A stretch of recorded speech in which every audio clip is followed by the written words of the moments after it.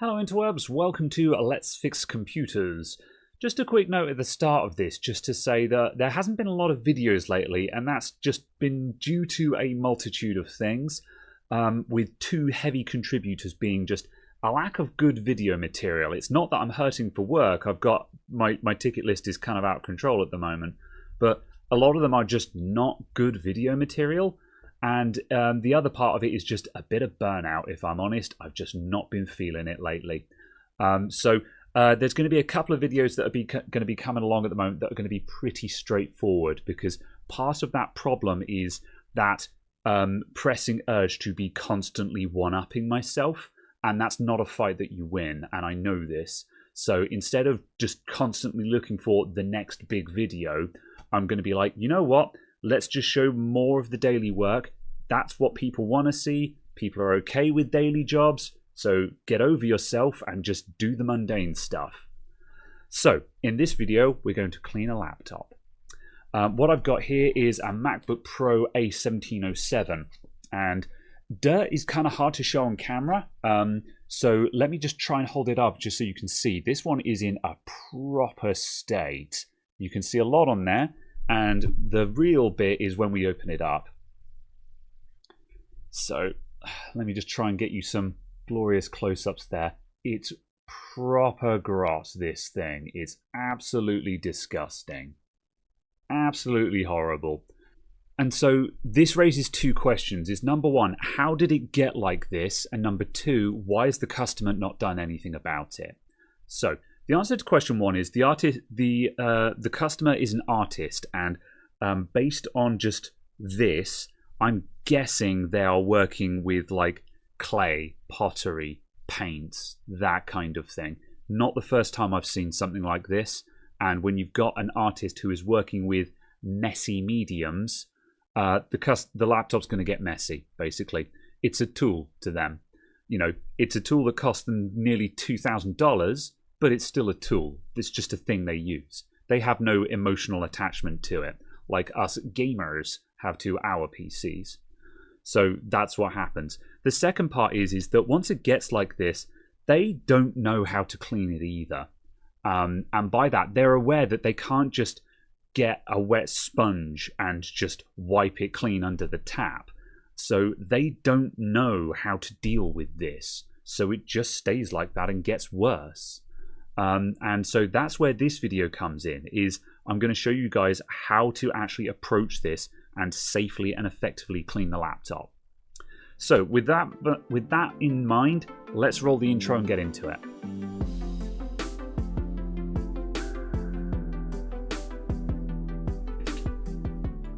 So cleaning a laptop is not rocket science. You need a soft cloth, like a microfiber cloth is ideal, and some appropriate cleaning solution. I'm a big fan of just window and glass cleaner. This is just Tesco store brand window and glass. You can use fancy branded stuff if you want. Just anything that is just sort of water, vinegar, and some soap kind of thing, you know. I would avoid, I think it's Windex in America. I think apparently has some other chemicals in it that might make it a bit aggressive. But just basic store brand stuff, it's just water, vinegar, and some soap. And the point of this is that, firstly, I've put a test to this, and this is fairly non-conductive. So I'm not going to say that it's safe to use on circuit boards without drying first, but it's certainly a lot less awful than water is. And the other thing is that it does not leave a residue once it has dried, and that's the crucial point. It does not leave a residue. That's what you're aiming for. Now, I could just go at it with window and glass and a cloth straight away, but an amount of dirt like this is just going to gum everything up. So before we start, I'm going to open up with just some kitchen towel here, just, you know, some shop towel. Take a couple of squares at that and fold it up. And I'm going to spray directly onto this because we're going to need to go over this multiple times. And the issue is that we don't want to apply so much that it starts getting into the keyboard, because that's going to be impossible to dry out. So I'm going to spray directly onto the kitchen towel. A couple of spritzes. There we go. And I'm just going to start wiping this. And it's not going to come sparkling clean on the first attempt. We're just going to start softening this up, basically. Wow, that's doing nothing.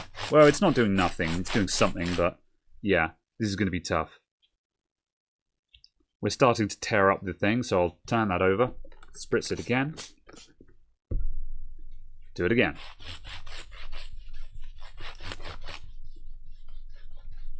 There we go. We're starting to get in between those keys a bit now.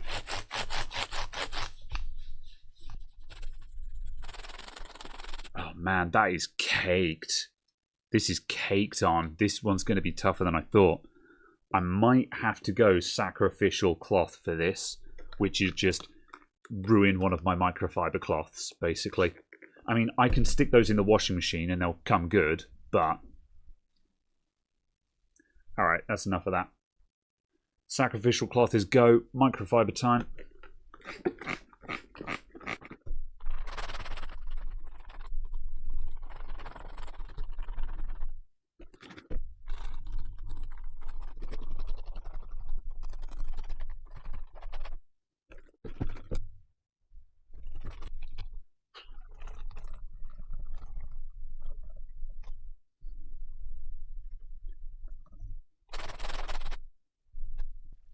Right, I've got the worst off of the keyboard now. It's not pristine, but as you can see, it actually is now silver.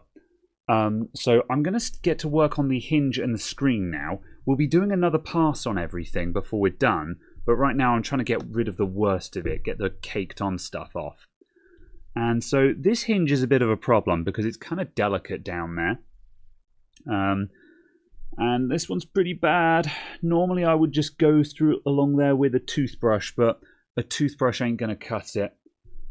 So I'm going to get a pair of tweezers. That should do. Now, it's super important to realize that there are display cables here. Let me see if I can get you guys a close-up. So you can see there is one of the display cables, and then there's the other one there. So when we're scraping along the bottom here, we need to not scrape against those cables, or ribbons rather. So I'm just going to be going along here, and I'm going to be trying to I'm going to be gently scraping out all of the crud, but I'm not scoring along there. I'm not digging it out. We're just going to gently try and lift it. This kind of stuff is a real problem because you'll notice that there's a big old crack in the bottom part of the display there. And that's just where gunk and just stuff and grit has built up there. And then it's been crushed when the lid is closed and cracks the display. And this can go as far as actually cracking the screen, So it's why keeping it clean is important.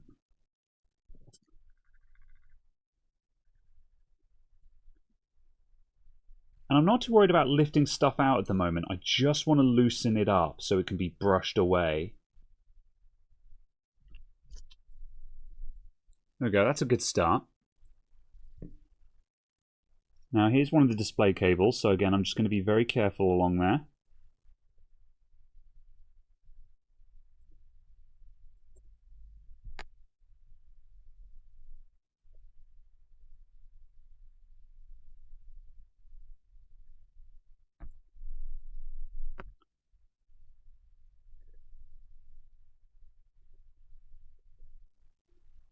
Alright, now I'm going to come in with a toothbrush and just see if I can just pull out a little bit more. And I'm going to use just a little bit of cleaner on the toothbrush as well. I'll spritz it and then shake it off.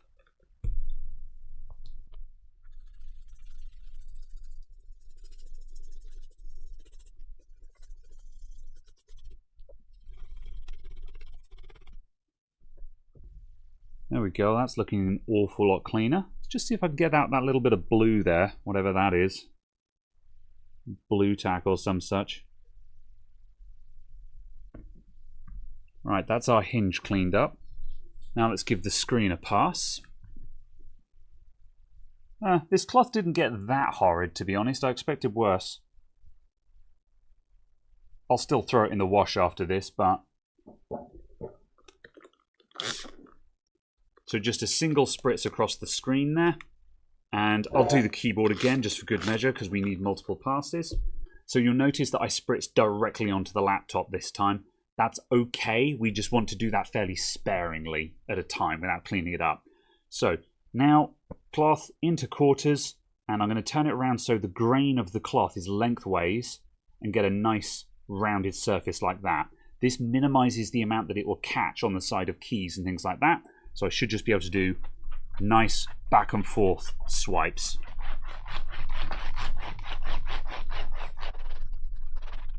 And go to the dry side. And back to the wet side for the screen. And I'm going to press down to get into the hinge again. And start working my way up the screen. And this screen is probably going to need multiple passes, so I'm not going to fret over getting it perfect first time. And I'm not pressing too hard either. Just supporting the screen from the back, and just enough that I can just wipe it, basically. Now I'm going to take just the edge of the cloth, poke it down into the hinge, and I'm just going to use my tweezers just to wipe along there. Again, I'm just going to watch out for those display cables we pointed out earlier on.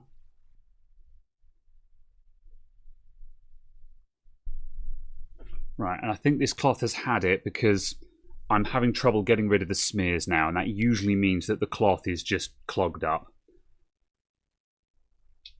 Thankfully, I have another cloth. Okay, I think that's a pretty good result there. So you can still see some patterns and marks on the screen. Those are just embedded in there. If we go for a big old close-up, you can just see a regular grid pattern on the screen, and that is where the keys from the keyboard have pressed against the screen and just left little marks on them. This is a very common issue with laptops over time. Just as the laptop is opened and closed repeatedly, the keys leave marks on the screen. Yeah, that just happens. So you will get that kind of grid pattern of the keyboard imprinted on the screen. And there's not a lot you can do about that. That's just embedded into the anti-glare coating. So we're not going to try and do anything there. Right, let's deal with the top cover. I'm going to get my dirty cloth again to do the initial passes on this. And once again, I'm going to go over it with a glass cleaner. And I'm going to start, actually I'm going to use some kitchen towel. This one should be an easy one because it's a flat surface.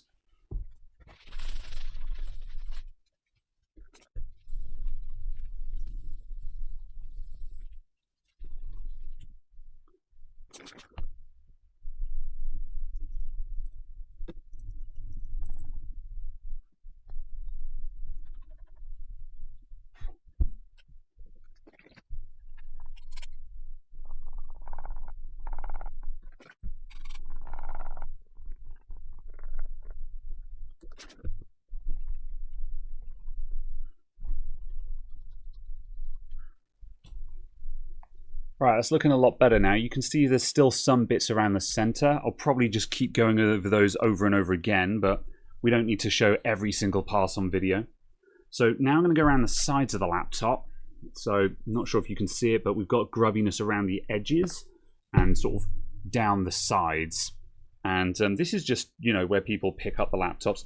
I'm also just inspecting the USB ports.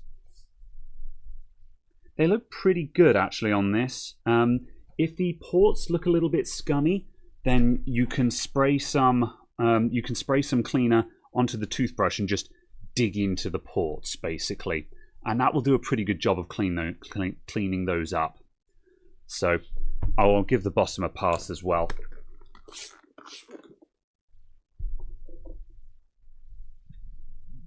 All right, that is looking a billion times better than it did before. So now it's time to open it up, and I'm a bit scared of what we're going to see in this one. So here goes nothing. So I'm going to take out 6 security screws from the bottom of this one using a P5 screwdriver, pentalobe 1.2 millimeters to be precise. And on this model, we can't just lift up the back. We have to pry up a couple of clips on either side. Now this one has the speaker vents down the sides that makes this very easy. So I'm just going to put a prying tool in there and just find the gap between the chassis and the bottom and the actual bottom cover. Just get in there and then just pry that up just so it pops that open. And I'll just do that on the other side as well.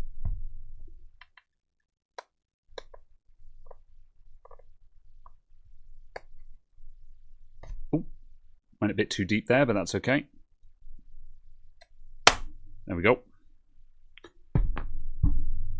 Now I can come in with a plastic prying tool here and just run around the front, get my fingers under there, and then just lift that up. So we get that pop. That's the center parts that are now popped off. Now I'm going to put the whole laptop upright. And let's go to face cam for this bit. And I'm trying to show you that this is awkward to show on camera, but I'm going to hold it in the crook of my arm, and I need to pivot it like that. So the clips from up the back slide outwards. So I'll support it on the desk, put my hand inside there, and I'll use my thumb to press down diagonally to push it away so it just twists out. Here we go. Oh, this one's not going to go without a fight. We don't want it to go suddenly. That's why I'm holding it in such a weird way, so I can control it when it moves suddenly.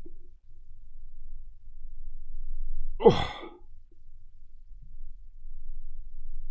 there we go. That was it.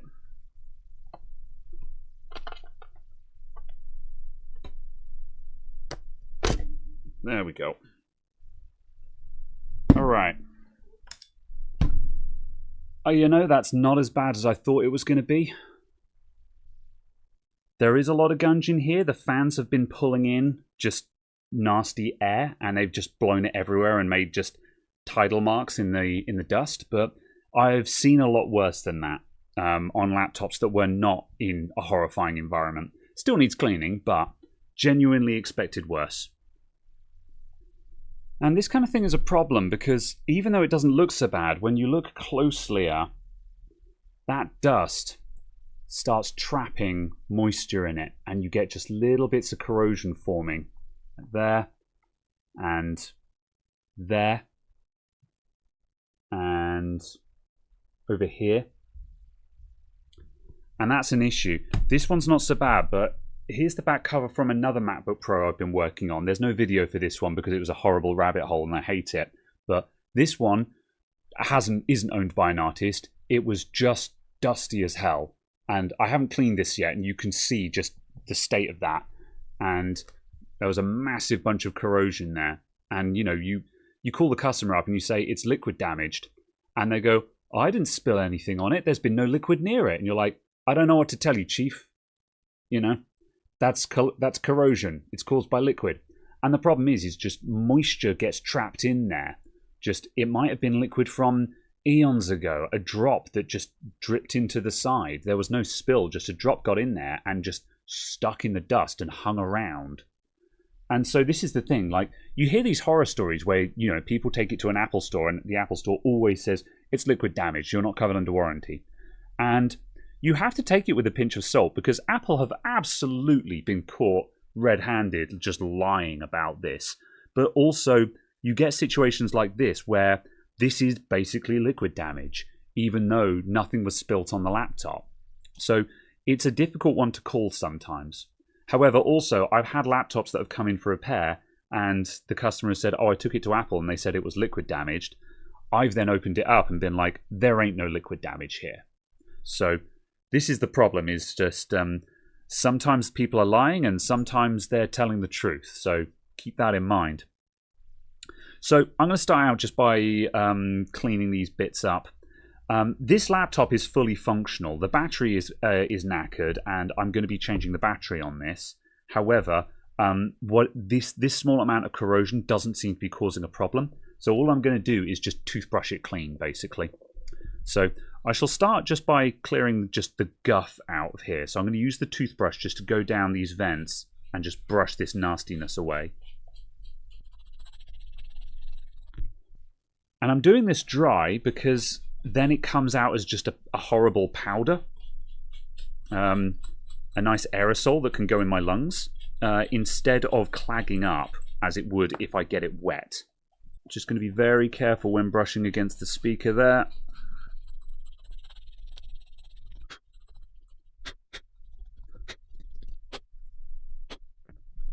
And so that side is cleaned up fairly nicely now compared to this side that I haven't done yet. So for the other side, what I'm going to do this time around is I'm just going to take this out the back and I'm just going to hit it with my air duster. So my just electric air duster. And that I'm going to hit the fans as well and just see how much of that clears up just by blowing the dust out instead of me having to go through it with a toothbrush.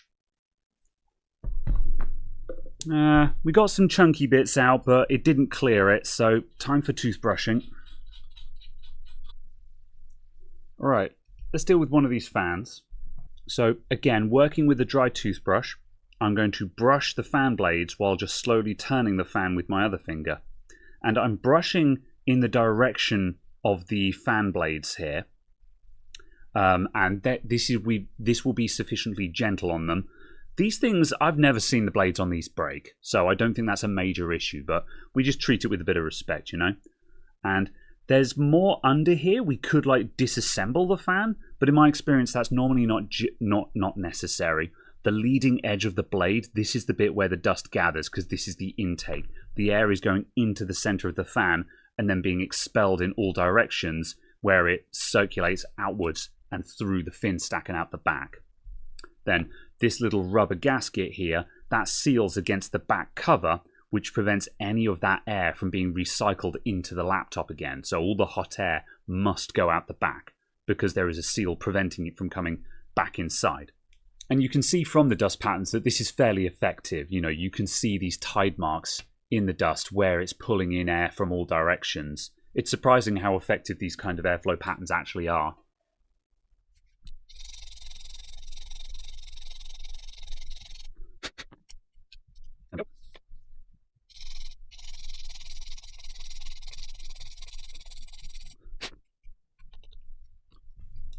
And we're going to check the back of the fin stacks, the heat sinks, just to make sure those aren't gummed up, and they look fine. MacBooks seem to be pretty good at blowing dust through. It doesn't tend to clog up on the fin stack here like it does on a lot of other brands of laptop. You can get dust bunnies forming on the ends, but I don't think I've ever seen a modern Mac where this has just been completely clogged up. Doesn't seem to happen in my experience. We should always check for it, but it's not a major concern. Alright, I'm now just going to spritz my toothbrush again.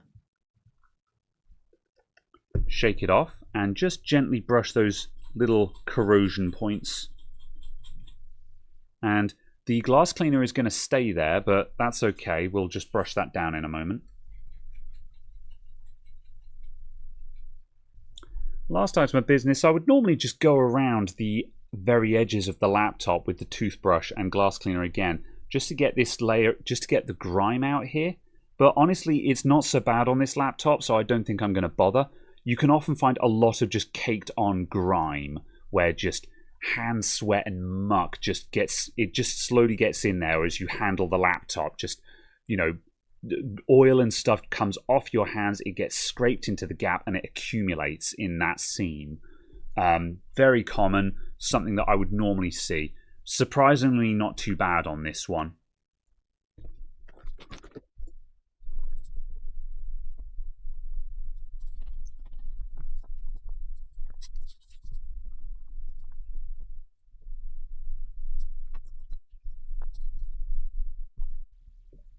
So at this point now, I'm about ready to just put the back cover on and close this thing up. However, I mentioned that we're also going to be putting a new battery in this, and I'm like, you know what, if I've gone this far, I may as well do the thermal paste while I'm here. The thermal paste is probably fine on these. I find it doesn't really need redoing on most Macs, or on most laptops for that matter. The only reason why I would redo the thermal paste is if I have like good reason to believe that the paste has been cooked. Like, If the fans had been completely blocked up and the laptop had been cutting out from thermal runaway or something like that, then I would say, yeah, the paste is cooked. But there's a good chance that the paste is completely fine on these. But I know that a load of people are going to be like, oh, you should have done the thermal paste. So you know what? Let's do the thermal paste. So I'm going to come back to this on a second section because also I don't have the battery yet. So I'm going to go away and get a battery and then we're going to take this apart and change the paste. See you in a mo, everyone. Okay, let's take this logic board out. So I'm here to do the battery, but we're going to do the thermal paste as I mentioned. So we've got to disconnect all of the wires going around the logic board and then the screws on the logic board, and it will lift out. So I'll do this in fast forward to keep the runtime down, but I'm just going to go around the edges and disconnect everything around the edges. So I'll be putting things in this pot here, and I will put things in the relative location I pulled them out from. So with these segments, I can put these screws to here, then these screws to like here, and these screws to here, and so on.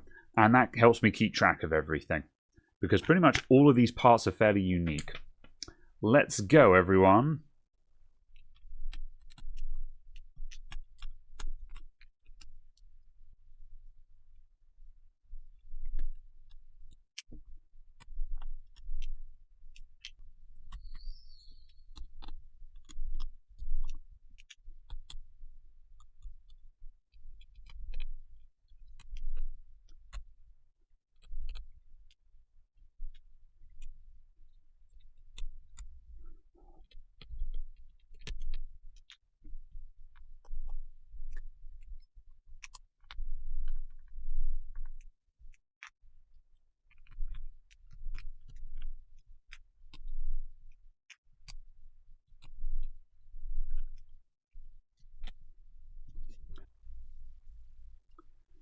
That's all the cables disconnected, so now we'll just go around and take out the couple of screws on this as well.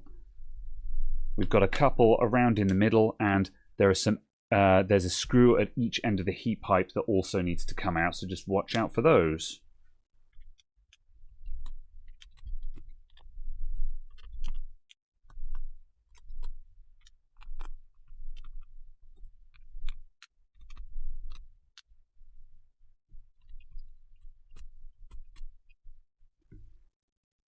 Okay, and now our logic board will just gently maneuver its way out. Just watch out for any of the wires or clips holding on. Oops, missed the guy in the top left there. About now. What's holding me up? That guy, there we go.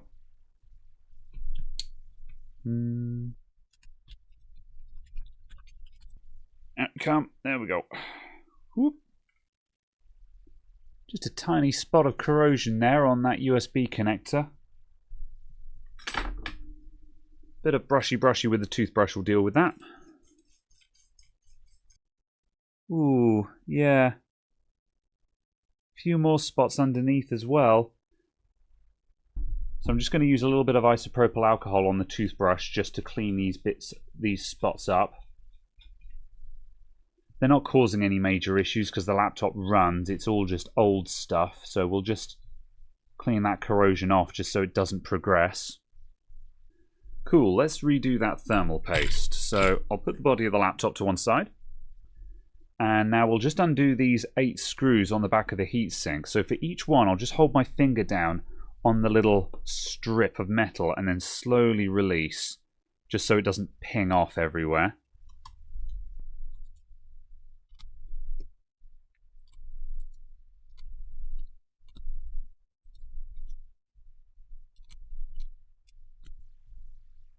And now we've undone those, we can flip the board over and I'll just gently wiggle that heatsink.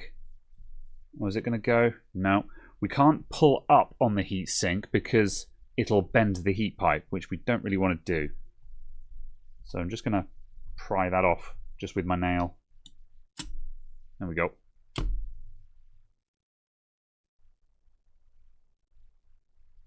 Yeah, probably worth doing. It's in that weird phase where in the middle it's still got some goopiness to it, but the paste is kind of separating slightly, so I wouldn't say that this thermal paste was completely shot, but definitely seems like it was past its best. I wasn't sure which I wanted to find, because when we find thermal paste that's completely fine, it's very vindicating for all the people that are like, you should have done the thermal paste. But at the same time, it's very depressing when you spend the amount of time to take the logic board out in order to take the heatsink off, only to find that the thermal paste didn't need doing. So, hey, at least we're actually going to improve things. I shall replace that thermal paste with some Arctic MX4, which is not the newest compound on the block, but it's all reliable. It's cheap and it's everywhere.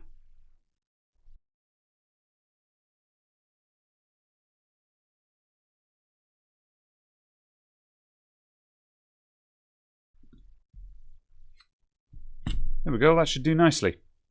Now before I put this back in the laptop, I'm going to take the battery out of the laptop, because while the logic board is out, then the chassis is now a lot tougher and we can be a bit rougher with the battery without worrying about the logic board. So I've got 2 screws here that are holding the battery's BMS in position. That's those 3.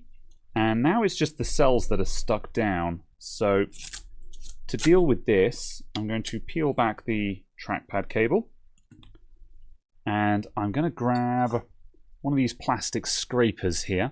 These often come with the replacement batteries. Failing that, I'm sure you could find one on eBay for £1. And I'm going to just wet it with alcohol. So I'm just going to spray alcohol just so we've wetted it like this. It's okay to get alcohol on the battery. It's going to get covered in a lot of that in a moment. It's non-conductive. And now I'm just going to dig that underneath the battery.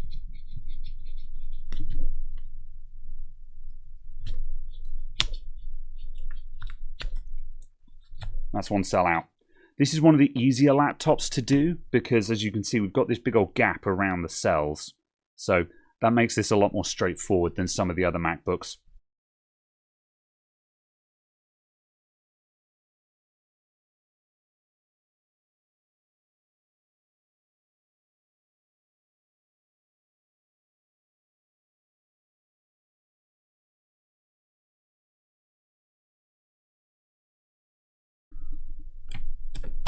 I'm 4. And out it all comes. Alright.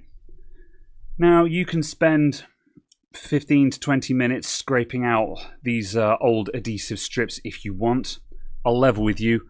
I don't bother. I can't be asked. We're going to cover them up with another battery. It's not like the new battery is going to fall out. I don't think it's worth the fuss, personally. And you know, some people will fight me in the comments over that one. And you know, if you can be bothered to take the time to do that, that's fair. Personally, I don't think it's worth the trouble. It's not going to change the performance of the battery. It's not something that you will see when you take the back cover off, and it's not something that's going to affect whether the battery will fall out. So, in case anyone's wondering what brand this is just whatever was well priced on Amazon this week. I don't really have a preferred brand of battery these days, because every time I think I've got a brand where I'm just like, these guys seem like a sure thing, I'll get a bad one from them, you know. So it really does just seem to be luck of the draw, if I'm honest. And this is why I buy my batteries from Amazon, because if I get a bad one, I just send it back. And it also means that I can just very confidently just warranty the battery to the customer and say, if there's any problems with it, bring it back in, we'll change it out again for free. So, right. Now, before I stick everything down, I'm going to put the screws for the BMS in, because this kind of sets the pace for exactly where everything is going to sit. So we'll get this guy screwed down, and then we position everything based on that. So that's in place. So now I'll lift this up and just settle the battery again, so neither of these bus bars are strained.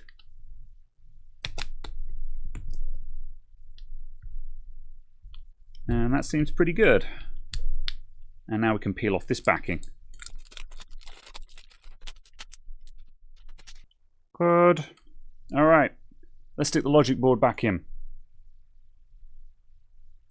Pro tip, I would suggest going around and reconnecting all of the wires before you put the logic board screws in. So that way, when you inevitably find that you've squashed a wire underneath the logic board, you won't need to take out all of the screws again.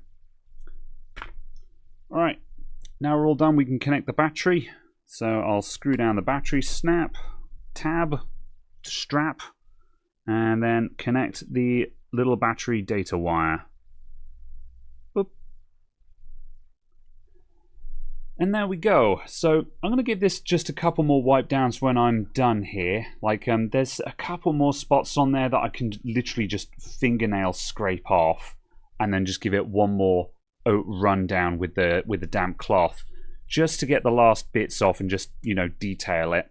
But I hope that's been a useful primer on how to approach a laptop that's just an absolute state like this one was. We've taken that from being the absolute state that it was to looking, well, like a used laptop, but not a mess that most people wouldn't touch without putting on gloves. So, hope you guys found that interesting. Thanks everyone for tuning in, and I will see you soon. Bye.